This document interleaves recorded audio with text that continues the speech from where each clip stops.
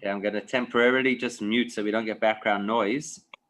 If you've got questions, you're welcome at any time. All you got to do is use the chat, and then at the end we'll allow unmute so people can ask voice questions.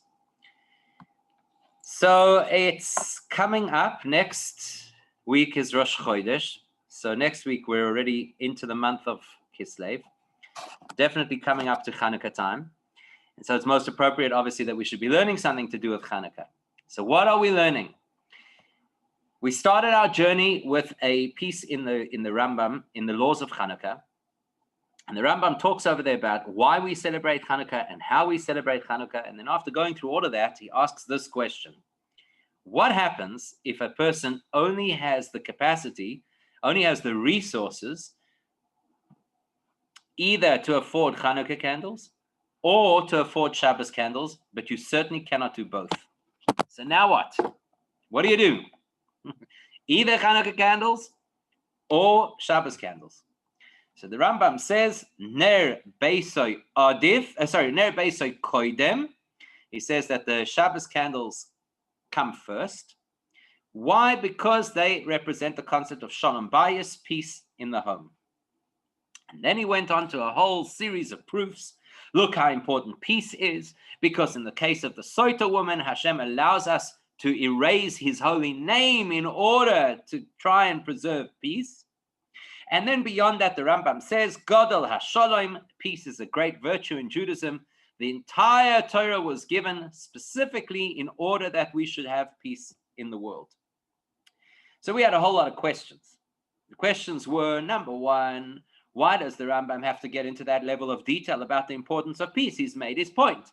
He's made his point that Shabbos candles represent peace. Peace is very important, and therefore it theoretically overrides Shabbos candles, Chanuka candles. Why do we need all these proofs and this big sweeping statement that the whole Torah was given for the purpose of peace? Also, we wanted to understand, why does the Rambam discuss this dafka in the laws of Chanuka and not in the laws of Shabbos? Surely, logically, if you're telling me how great Shabbos candles are, the logical place to do so would be in the laws of Shabbos.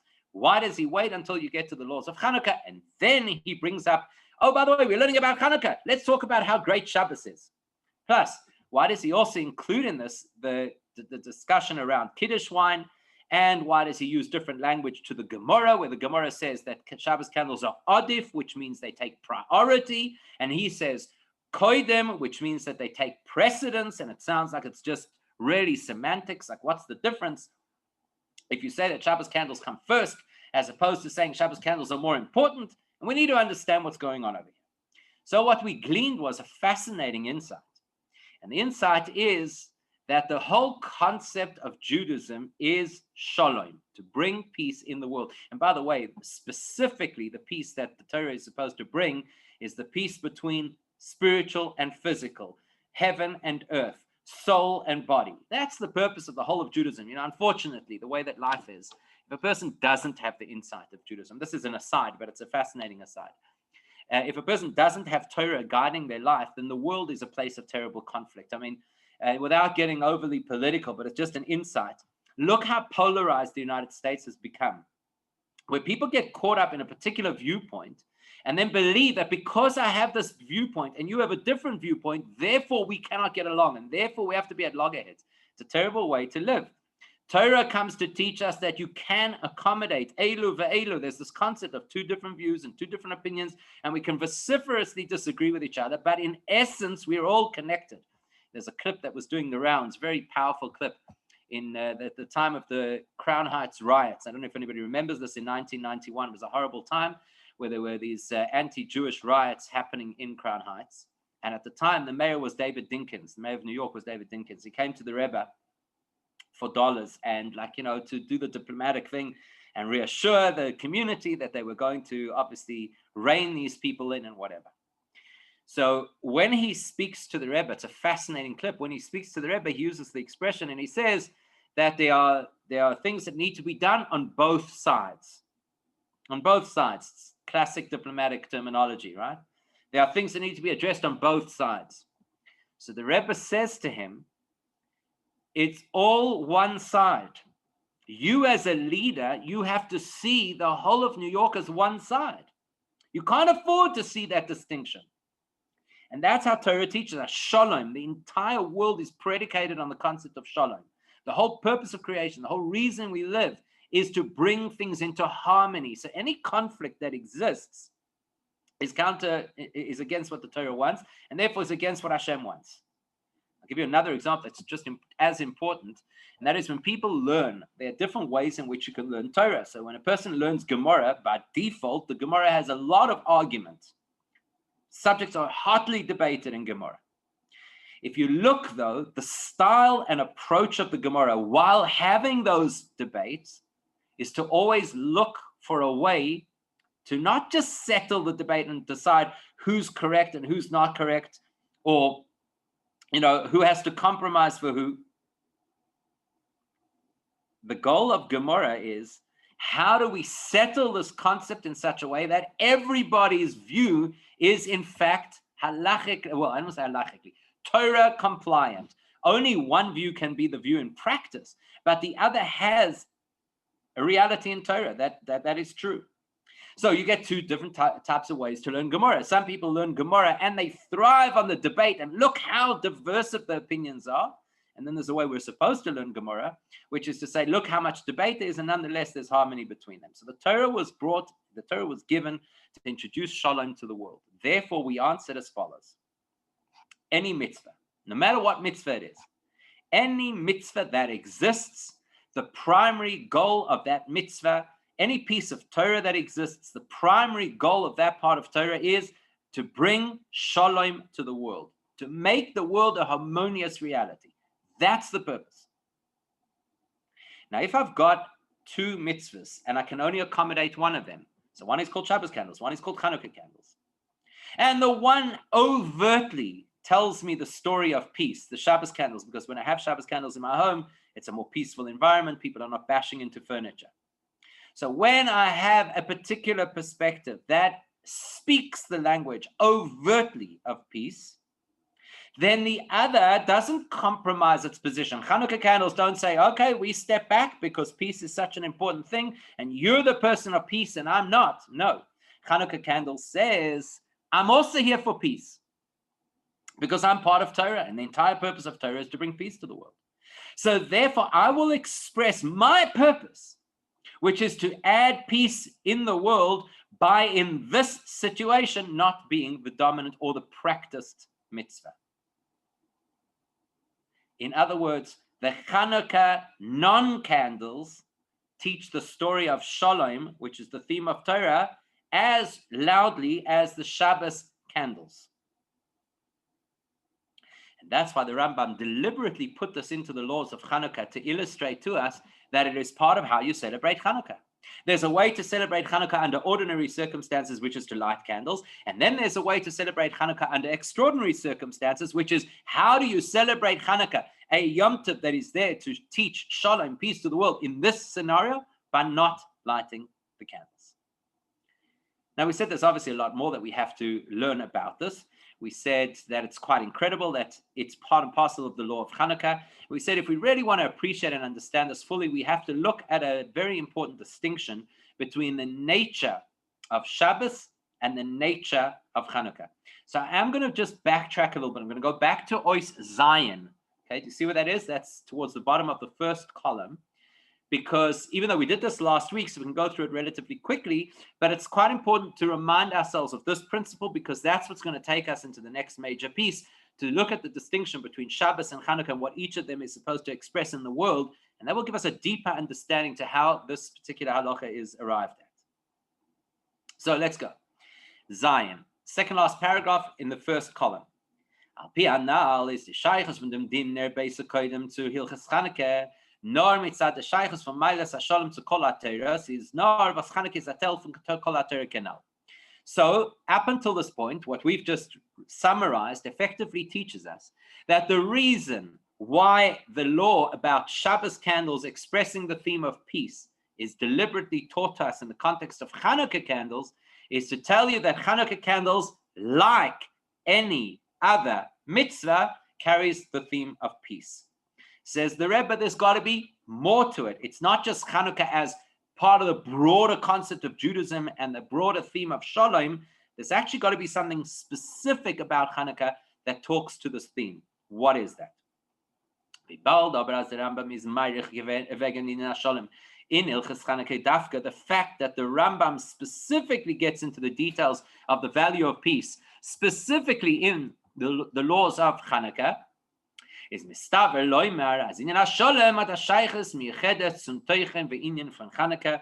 Therefore, we must conclude that the idea of Shalom, of peace, is a core theme of Chanukah. Up until this point in time, we suggested that Chanukah, like any other part of Torah, carries the general theme called peace. But now we're going to explain how Chanukah carries specifically, perhaps more than other mitzvahs, conveys the theme of Shalom, of harmony and peace in the world. How so? So we're going to build a case.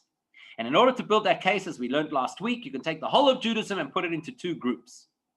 Wird man das verstehen, behaupten, was man gefindt, as der Avoid und Aufruf von Torah mitzvahs strikt Sichos in zwei Dorim Klolium. So last week we said you could take the whole of Judaism and put it into two categories. Category one, Aleph, Anochi Avai Lekecha, Aseh, Apula von Chiyuv. There are those mitzvahs that are the offshoot of the first commandment, I am Hashem your God, which is a positive, proactive commandment, and therefore relates to all of the positive mitzvahs, things you have to do. And then there's the other category of Judaism, which falls under the broader banner of do not have other gods, and that's the prohibitions in Judaism, things we should not do. So what are we doing? We're saying Judaism has things that you are supposed to be proactive about, and Judaism has things that you are expected to avoid. The do's and the don'ts. Chiyuv, shlila, positive and negative. Those are the two parts of Judaism. Then, this is relevant because Chanukah is a rabbinic law. So generally speaking, that's the difference between positive and negative mitzvahs. But Zayin mitzvahs derabanan aber was zayin kulam bekum ba'asei dafka isi basem v'chabanosan dechias shlila sorah v'erklet baruch b'mokim achna. This piece of information is quite important for what we're going to discuss. So if I take all of the 613 Torah-based mitzvahs, I can divide them into two groups. 248 of those mitzvahs are aseh. They are expectations that Hashem has from us, that we will do certain things. And 365 of them are lois aseh, which means that there are restrictions that Hashem has placed on us that we may not do certain things. Then you have 7 mitzvahs that fall into the category that is called dirabanan. That means that they were not mandated by the Torah. They entered Judaism at a later point in history, and they were enacted by the Rabbanan, by the sages. Out of those mitzvahs, dirabanan, one of them is Chanukah. How do mitzvahs dirabanan work? They're a hybrid. Because on the one hand, a mitzvah dirabanan is intended to be proactive. This is what you have to do. So take Chanukah, because that's what we're dealing with, right? What's the goal of Chanukah? Do this thing over 8 days. Light your candles over 8 days. That is the goal of Chanukah.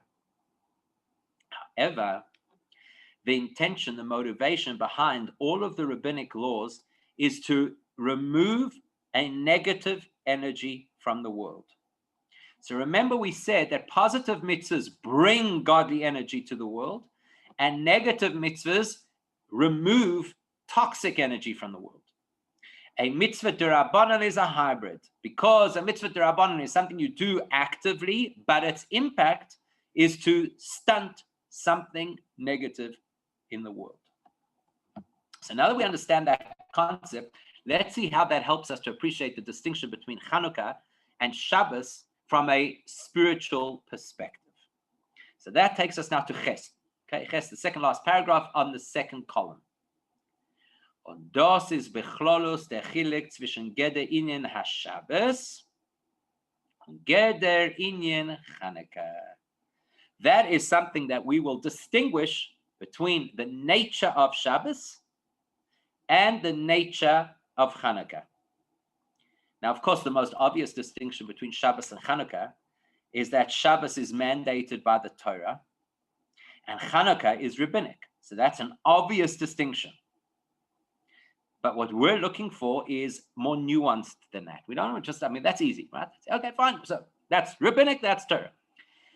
We want to understand what is the motivation behind Shabbos and what is the motivation behind Chanuka. Once we make a comparison between the two, a brilliant insight is going to emerge for us about how come it is that when there's a toss-up between the two, the Shabbos candles take precedence. So let's have a look at Shabbos. Shabbos is ikara in an oifen fun chiyuv. The biggest thing, and most people would not have thought of this, by the way. Most people would have seen Shabbos a little differently. The primary driver of Shabbos is a positive commandment. Interesting, right? Because when you speak to the average person, say, Shabbos is a day of restriction. I'm not allowed to do this, and I'm not allowed to do that, and I'm not allowed to go there, and I'm not... Restriction.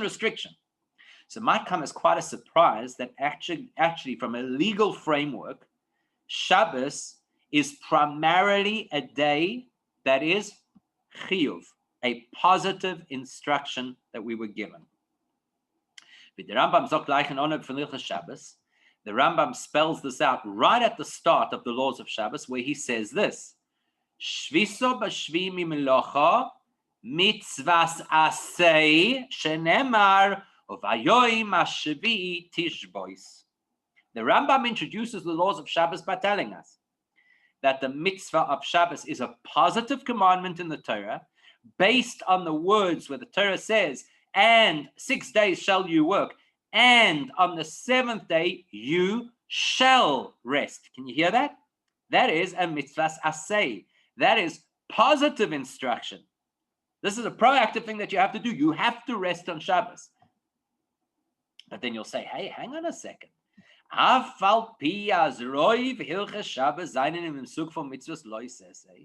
Person will say, but most of the laws of Shabbos are laws of don'ts. For example, how do you define resting on Shabbos? Yes, of course, there's a positive commandment that says you must rest on Shabbos. How do I know what that means? Does rest mean that I should sit next to the pool with a good book and a tall, cold drink? Is that what it means to rest on Shabbos? Does resting on Shabbos mean that I should pack up the kids and send them away for the weekend so I could rest? Does resting on Shabbos mean that you should binge watch your favorite series? How do you know what it means? Look in the Torah and it tells you.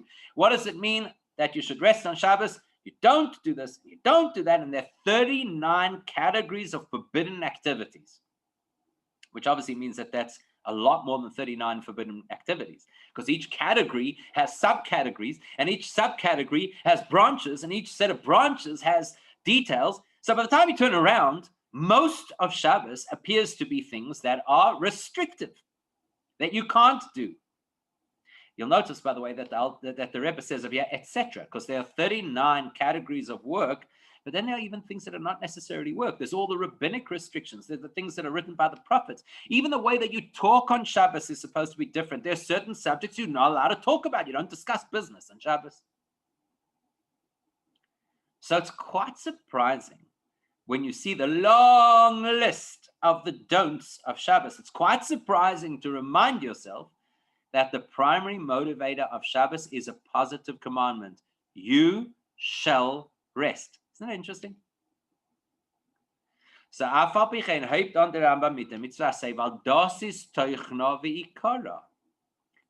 is the purpose of Shabbos. The fact that there are details to get me to a point where I rest appropriately as Hashem would want me to rest does not mean that that's not the main theme. Let's use a different example that might help us just to understand. Let's say, and I don't believe that governments actually do it this way, but let's just say they did.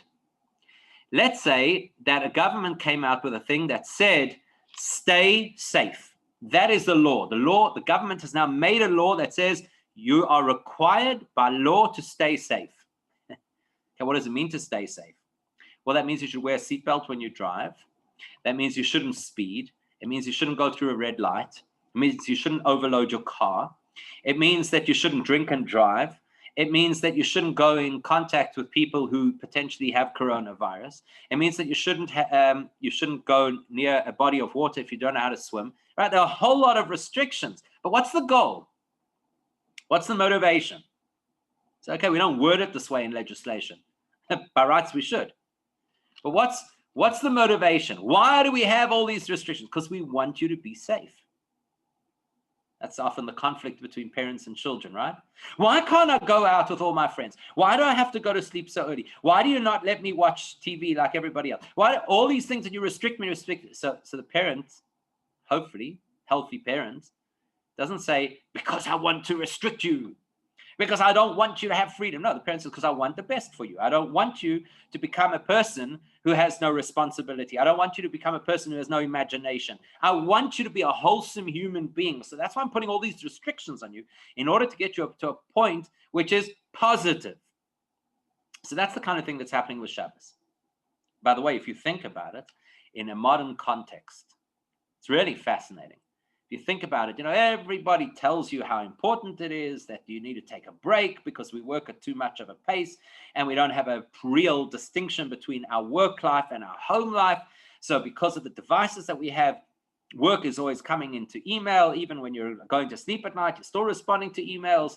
You sit down with your kids, you reply to somebody's WhatsApp, you take the call. So everybody will tell you that we need to have a means to keep ourselves healthy. And the way that we're going to keep ourselves healthy is, sometimes you just got a downtime and sometimes you just got to switch off. It's fascinating. With all of that talk, very, very few people are able to actually do it. But a person who subscribes to Shabbos, I'm not allowed to do it. That's it. So I'm forced into a situation that I actually have the rest. So what is the goal? What is the driver? What is the motivation of Shabbos? Some people believe that the motivation of Shabbos is to restrict our lives. Actually, the motivation is Tish Bois. Hashem knows the nature of people, let's just say. It's not the only motivation. Of course, Shabbos has far deeper, more spiritual ramifications and causes and meaning. But Hashem, let's talk kind of simple language that anybody can relate to. He knows the nature of people. If we are to rest, we have to be told what we cannot do. So is toichna ve'ikara de'inyan achiev shvisa umenucha. What is the essence of Shabbos? What is the objective of Shabbos? Rest. Something hugely positive. For the inyan amenucha b'Shabbos is nit an inyan von heder nor an inyan chiyuvi. And that's why we have to be absolutely clear in our minds that the concept of Shabbos is not the concept of things being taken from us. You take from me the ability to enjoy my TV shows. You take from me the ability to be able to travel easily in a car. Rather, we have to understand that it's the giving of a gift to us, something of incredible positive energy. What? The gift of rest. It's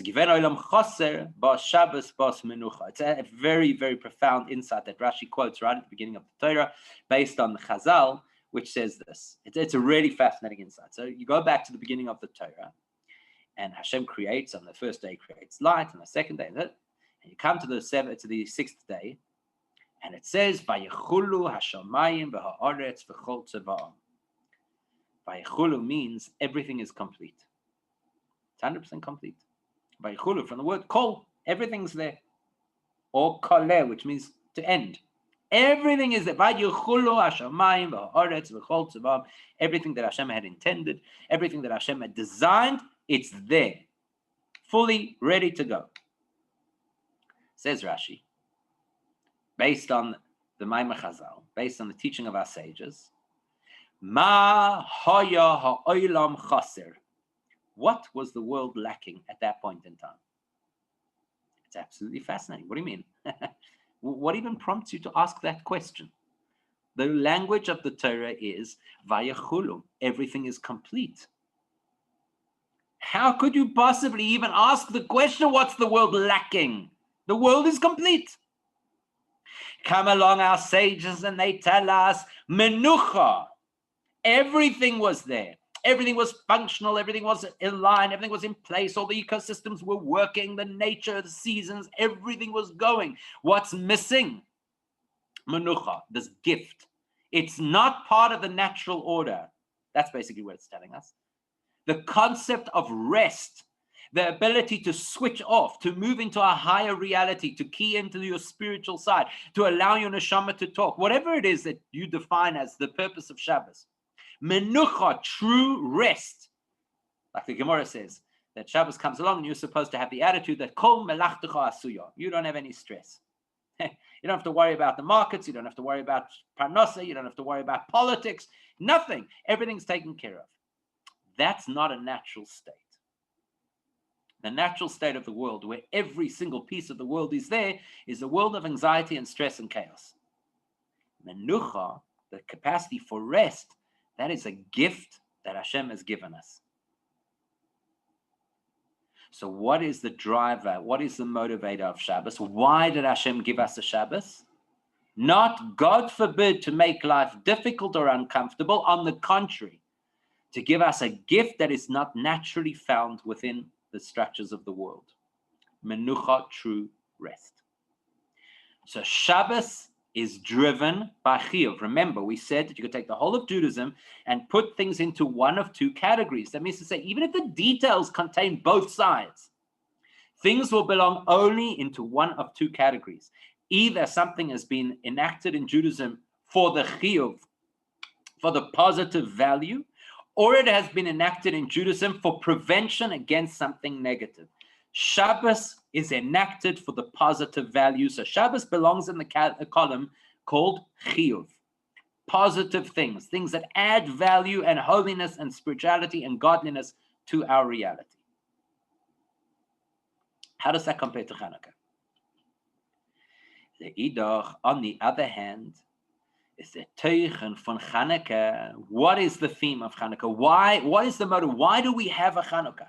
Now you'll say, why do we have a Chanuka? Chiyuv, something very positive. There was a beautiful miracle that happened for the Jewish people. And because of that miracle, we today have Judaism in its authentic form, because that was the big deal over there. So we're celebrating the miracle. It's chiyuvi. We're adding something positive to our lives, the celebration of this great miracle. Let's have a look. What does the Rambam say? Seeing as we're learning, of course, everything that we're learning over here is based on the teachings of the Rambam. And we want to understand the Rambam's understanding of Shalom Bayis, the Shabbos candles versus the Chanuka candles. So where do we find a definition for Shabbos? In the Rambam's writings. That the definition of Shabbos is a positive enactment that Hashem gave us as a gift that we should be able to rest. What is the nature of Chanuka in the Rambam's definition, which is the legal definition of Chanuka? Whatever our sentimental feeling towards Chanuka might be is one thing, but it's actually irrelevant. What is the legal parameter of Chanuka? So the Rambam is Meirich Ba'ascholas Hilchos Chanuka Kenal. We already mentioned earlier that the Rambam does something quite unusual when he introduces the laws of Chanuka. Remember that the Rambam wrote Mishnah Torah as an encyclopedia of Jewish law. It was never intended to be a book of Jewish history. So it's quite something when the Rambam, in the middle of a discussion around halacha, goes into a lengthy historical background. This is what happened, and the Greeks did this, and that's how we responded, and so on and so forth. Why did he do it? Because as we already noted earlier, that historical context is actually part of the legal context of Chanuka. So what does the Rambam say? What was Chanuka? Gozru gezeiros chulei. It was a time where the Seleucids, who were these Syrian, Greek-influenced soldiers, came into Israel, and they made decrees against specific areas of Judaism. Ubitlu dosam, and as a direct result of that, they cancelled Jewish practice. And they did not allow Jews at the time to study Torah or to practice mitzvahs properly. And they put tremendous pressure on them because, of course, initially they tried it in a so-called friendly manner. Come, let's just assimilate. Why don't we all be the same? We'll learn your philosophy. You'll learn our philosophy. We all get along together. You guys will compete in the Olympics. Everybody's going to be happy. When that did not work and the Jews were quite resistant, then they clamped down with all their heavy military response. They put tremendous pressure to bear on the Jewish people. And then the Then there was the small band of people, the Hashmonoi family, who was a family of Kohanim. The father was Matisyahu. He had 5 sons. They became known as the Maccabees by many people. And they created this rebel army. And they stood up to this massive occupying force above Odom. And they got rid of them. They were successful. So what's the purpose of Chanuka? Is the purpose of Chanuka, was the motivation, was the goal, was the history of Chanuka the story of generating something positive in the world? No. The story of Chanuka is the story of cleansing something negative out of our world. Different to Shabbos. Shabbos says your world could be perfect. Vayachulu, all the pieces are in place. Everything's good. You don't have toxic energy that you got to flush. And still, Shabbos will come along and add. It will add an incredible value. It will add this beauty called menucha. Chanukah says you've got a problem in your world. There are infections in your world. There are people who have drilled into the collective minds of the Jewish people and filled them with very inappropriate thinking. And we've got to get rid of that. We've got to fight and get rid of it. An inyan shlili. Which category does Chanukah now fit into? The shlili category. There are 2 choices. Every single part of Judaism either fits into the chiyuvi category, things that are proactive and positive, or into the shlili category, things that are there to remove negative. Chanukah falls into the negative category. Not, God forbid, that Chanukah is a negative holiday, but Chanukah is a holiday that commemorates getting rid of the negative.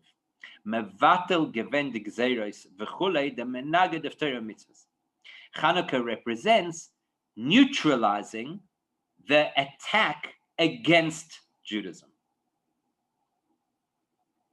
Once you did that, once you succeeded, once you flushed out all of that toxin, Dennoch, after that, is der fun gekommen simcha v'halel u'madlikin bohenem haneros v'chulei. Then what kind of developed, evolved out of this was celebration, hallel to praise Hashem, lighting candles to announce the miracle, ape'ula chiyuvis, which are all positive, proactive, what look to us as mitzvos aseh. They look like positive mitzvahs. Aber sibosoi veikaroi is ha'ibud ha'menaged canal, but what drove it was the need and the wish to expunge the bad. So effectively what we've shown over here is that Shabbos and Chanukah are almost exact opposites.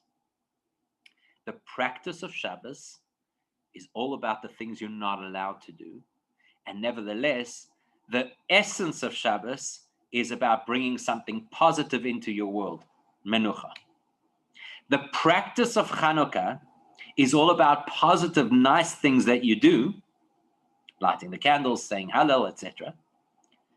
But the reason and the motivation and essence of Chanukah is the ridding yourself of something that's bad. Total opposites. Now that we know that, this is really insightful because it helps us to appreciate that Chanukah and Shabbos, it's not just a question of which candles take precedence. Now we're talking a question over here, where do you put your stock in something that generates positive energy into our world or in something that gets rid of negative energy from our world? That's the debate at hand. That's the loggerheads between the Shabbos candles and the Chanukah candles. Where does Judaism invest most of its energy? Sharing light or fighting dark? Al pi zeh, we're at Ois Tes. That's in the first column, the last paragraph. Al pi zeh is muvan oich benegea zu ner beisoi v'ner Chanukah. Now, we're not just at the point yet of making a conclusion. We're going to align these themes with the particular candles and their purpose. There are candles on Chanukah with a particular purpose, and there are candles on Shabbos with a particular purpose. And what's fascinating about it is, at first glance, you're going to think, hey, we've got the wires crossed over here. Their purposes seem to be opposite. But that's exactly the point that we said. The practice and the essence are not necessarily exactly the same. You'll see what I mean. The Geder von der Shabbos is Viklolus in Shabbos, Chiyuv, Oineg, V'chulu. You'll remember that we identified that when the Rambam told us about the laws of Shabbos candles, he says, why do you light Shabbos candles? For positive reasons. To give honor to Shabbos and to create pleasure on Shabbos. The pleasure of being able to see what you eat, for example, or see the people you're eating with. The honor of Shabbos. Obviously, it's a special day, so you light up the house. In other words, the Geder von der Shabbos is Viklolis and Shabbos. It's exactly along the theme of Shabbos. Why do we have a Shabbos? To generate something positive in the world. Why do we light Shabbos candles? Primarily, in the laws of Shabbos candles, primarily, what's the real reason to have Shabbos candles? To add something positive in the world. Was der Rebbe sagt der Rambam in Hilches Shabbos, as the Shabbos is only covered, Mosef sein in einigen covered. That's why if you go to the laws of Shabbos, the purpose of the law of Shabbos is to explain to us why we do these things, how they convey the theme of Shabbos. So in that context, why do we have Shabbos candles? Because Shabbos is a positive day. Shabbos is a day that brings light to the world. Why do we have Shabbos candles? To convey the concept of Shabbos, to bring light to the world. Now, practically, this is what we said. We said the essence of Shabbos is bringing positive to the world. Practically, how do you keep Shabbos? Okay, there's certain things you can't do. That's not the essence of the day. It's the practicality of how you actually get to keep what the day is all about. So likewise, b'foil of emetzius aber, practically, the Baal Ner Shabbos is an Eir HaMeir. Practically, whether it has anything to do with the philosophy of Shabbos or not, practically, he has the fact. If you light candles in your house is not dark. Practically.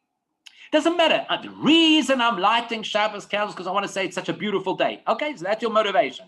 You want to say that this is a special day. Practically, your house is not dark. And therefore, if your house is not dark, so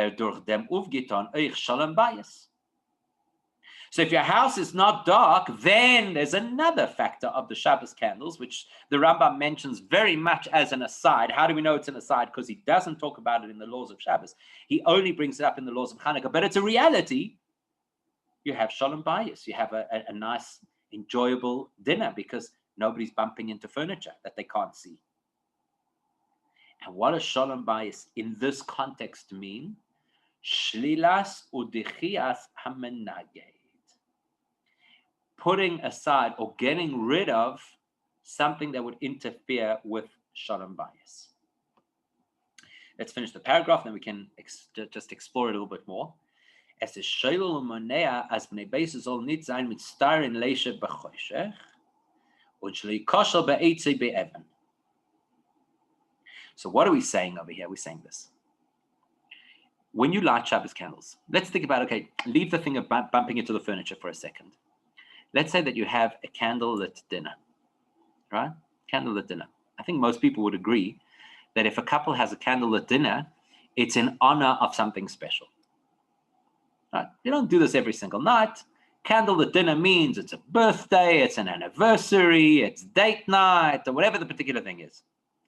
You're showing special time. Now, I'd like to ask a question. If a couple sits down to a candlelit dinner, is it also possible that because they have this candlelit dinner, is it also possible that it creates an ambiance that a lot of the stress you normally would have, most people in today's world sit down to eat, even if you do sit down to eat, people eat on the fly, kind of run through, I'm pretty sure that the whole idea of drive-through dining is you could do it at a drive-through food place, or you could do it in your own kitchen. So people just go through, and there's a lot of stress, and you're on your phone, and your homework, and who knows what. The minute it's a candlelit dinner, even though the goal of the candlelit dinner is, so to speak, to honor the occasion, it also kind of pushes some of the tension and stress that is part of our lives, pushes it out temporarily. This setting denies the opportunity for that level of stress. So it's interesting. You may not have intended that by having the candle. You didn't think of it. Didn't even enter your mind. We're going to have a candle at dinner because it will make us more calm, or because it will get rid of the stress, or because perhaps once you have the candles on the table, it's a little bit inappropriate to now start pulling out your phone. So it kind of actually pushes the phone aside. It might be an unintended consequence, but it's a consequence nonetheless. So when it comes to Shabbos, and we light Shabbos candles, why do we light Shabbos candles? Why do we put them on the table? To show that this is a special day. It's a day of Shabbos. The primary goal of Shabbos is add value to the world, add melucha to the world. And then there's a side consequence. You can see who you're sitting with. Remember that these halachas originate when there was no electric light. So to have extra candles on the table meant that you actually saw who you were there. And he says, people are mitztarin leisha b'choshech. The nature of people is that it's not comfortable to sit in the dark, and it's not comfortable to eat in the dark, and it's not comfortable to socialize in the dark. So by pushing out the darkness, by lighting these candles, even though you will claim that the reason you're lighting the candles is to add to the specialness of the day, automatically you're also pushing away some of the stress and some of the negativity. Likewise, you didn't think I'm going to light candles so we don't bump into furniture. For the other 6 nights of the week, we do bump into the furniture, or we just have an early night. It's not the intention behind lighting these candles. Once the candles are there, it automatically has that impact as well. Now, that is completely different to Chanuka candles, as he says here in brackets. Mashenkin Chanuka was osur lehishtamesh leoira. Shabbos candles are intended for human benefit. You're supposed to enjoy the candles. Chanuka candles are forbidden from human benefit. You're not allowed to use the candles. So theoretically, if you had a power outage during Chanuka, you are not allowed to go sit next to your menorah to be able to have light, to be able to read, or whatever it is that you want to do. In fact, that's why we put the shamash, the additional candle in the menorah, just in case inadvertently somebody happened to rely on the Chanuka lights for something. We say you were using that candle. That was the one that you were that was lighting for you. So what do we have? Shabbos candles are along the theme of Shabbos. Bring good to the world. Oh, and parenthetically, if you get rid of some bad things, that's also nice. What about Chanuka candles? No, Chanuka. Now,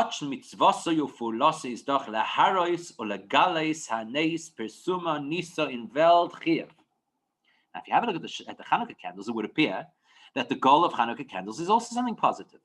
Because the primary reason we light Chanuka candles is for what is called Pirsumei Nisa, which means to advertise the miracle. That's why we have public Chanuka lightings, because the whole idea is to advertise the miracle. And that's why people light the Chanuka candles in their window, which doesn't necessarily do anything in Johannesburg with your 12-foot wall outside. But ostensibly, the idea is that people passing by should be able to see the Chanuka candles, and they should be inspired, and they should recognize that there's a miracle that we're celebrating. If you've ever been to Yerushalayim, it's absolutely beautiful, Chanuka in Yerushalayim. So you go through the old city, and there are these little glass boxes that people light their menorah in, literally outside their homes, like literally on the side of the road. It's absolutely beautiful. Why? Because the goal of of Chanuka candles is to announce the miracle to the world, which, by the way, sounds like it's something very positive. The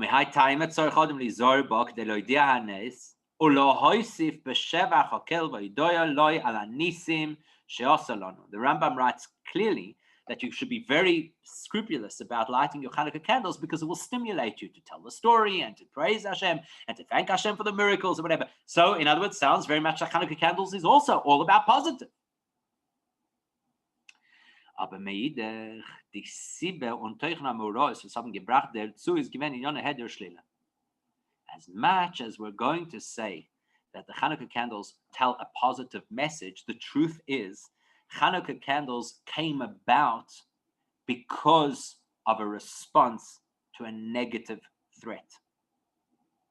Sein Nisbatel geworden die Menagdim, lost the place, was Gozuk Zeros, weil nicht aus dem Lastig beteuro mitzvahs. Und ich schirm mir alle Witzir mit Gavin bnei Chashmenoi. Mir hat Rab genommen dem Nigud of Teiro mitzvahs, was bechal ist das in Hashalom. Now we've hit something really important.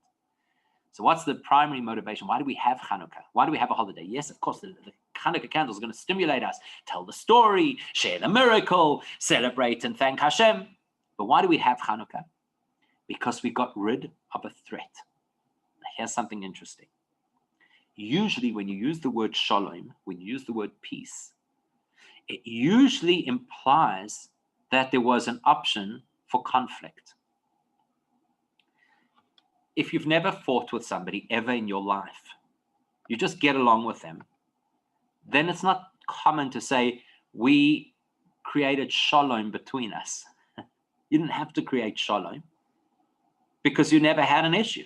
There was no fracture in the relationship.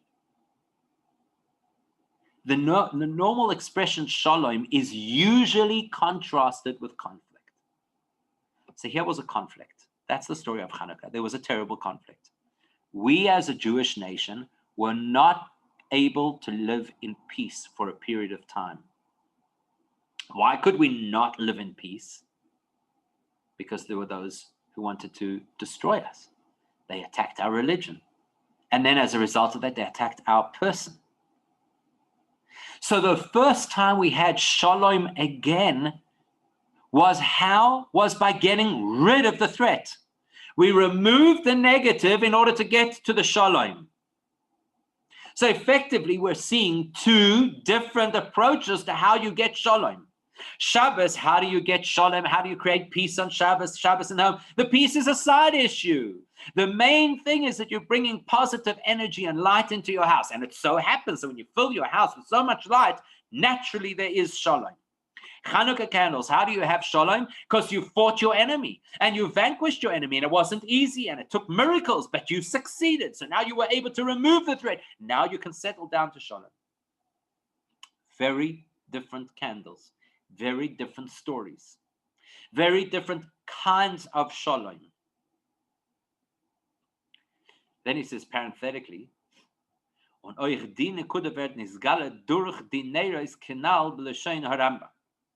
this theme of how the Chanuka candles tell us that we have rid ourselves of the threat and rid ourselves of the conflict and therefore have shalom is alluded to in the language of the Rambam.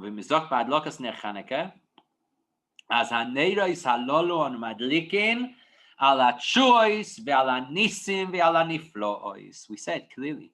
We say it in the prayer after we light the Chanuka candles, where we say the reason that we light these candles is to remind ourselves of the fact that you saved us through miracles and wonders.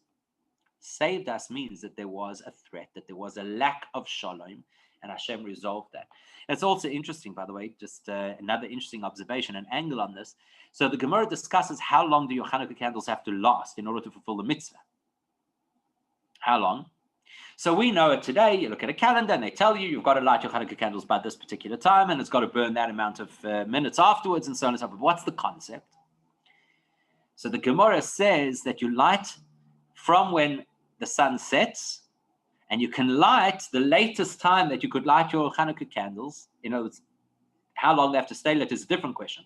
But the latest time you could light them in the first place, ad shetichle rigle de tarmudoi, until the footsteps of the tarmudoi cease from the streets. So the tarmudoi was this group of people. It was a particular ethnic group, and they used to sell firewood. Obviously, Chanuka in the Northern Hemisphere is in the middle of winter. It was a lucrative business. And they'd go door to door selling firewood. So by the time they were no longer on the streets, nobody was on the streets. And considering that the purpose of Chanuka is to advertise the miracle, well, obviously if there's nobody around, there's nobody to advertise to. So that became the time frame. The latest time to light your Chanuka candles would be when these guys are still on the street. Chassidus says that the word tarmudoi is the same letters, if you just juggle it a bit, as the word moredes, which means to rebel against Hashem.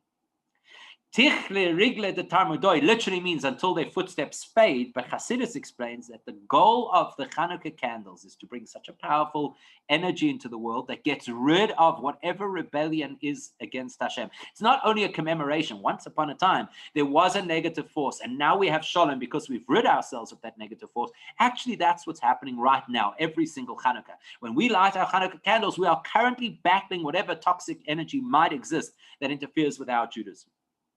So it's absolutely clear to us that the goal of Chanuka candles is to create shalom specifically by ridding ourselves of a threat. Now that we have that understanding, that we appreciate that Shabbos falls into the general category of chiyuv, that which introduces healthy energy into the world, And Chanuka fits into the category of shlili, that which removes unhealthy energy from the world. And we see that expressed in their respective candles, that the Shabbos candles are there to bring honor and to bring pleasure. And the Chanuka candles are there to get rid of the negative. The Rebbe, now we can understand. If I have the dilemma, which one do I prioritize? Shabbos candles or Chanuka candles? Because my personal circumstances only allow for one of them.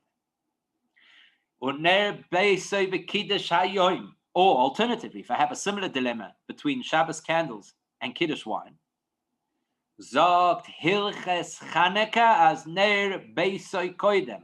The laws of Chanuka, which are the laws that talk about the theme of peace. The laws of Shabbos is the theme of rest.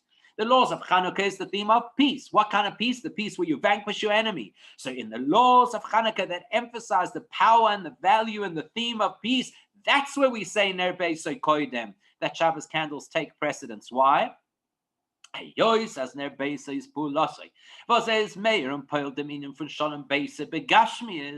Because Shabbos candles bring peace in a very tangible way to your house. You literally won't bump into the furniture. You literally won't have a fretting family who can't see what they're eating. So it's very real to you that there's peace in your home. Is von dem Movement, als es wird durch ihm aufgetan, der Zeichen von Shalom, mehr wie durch Ner Chanuka. That is more the ideal of Torah. What's Torah all about? Peace in the world. Where do I see peace in the world more clearly? When I can actually feel it in my home. So is von dem Movement, als es wird durch ihm aufgetan, dem Zeichen von Shalom, mehr wie durch Ner Chanuka. So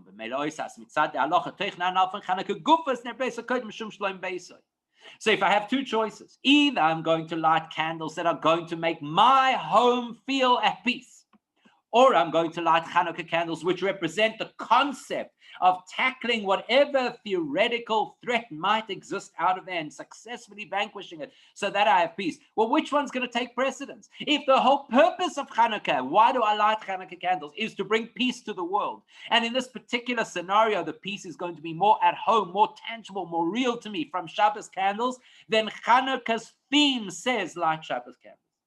Because Chanuka wants peace in the world. And Shabbos candles make peace that I can actually relate to in real, down-to-earth terms. So it's not, God forbid, that Chanuka candles are displaced. It's not that Chanuka candles have to compromise. It's that this is the theme of Chanuka. When times are difficult, we bring peace into the environment. And in this difficult time, the person doesn't have enough money for both candles. Where do you see the peace most pronounced? Shabbos candles. So therefore, Chanuka insists that Shabbos candles have to take precedence. Very, very beautiful insight. I think you'll agree. Not sure if anybody has any questions on it.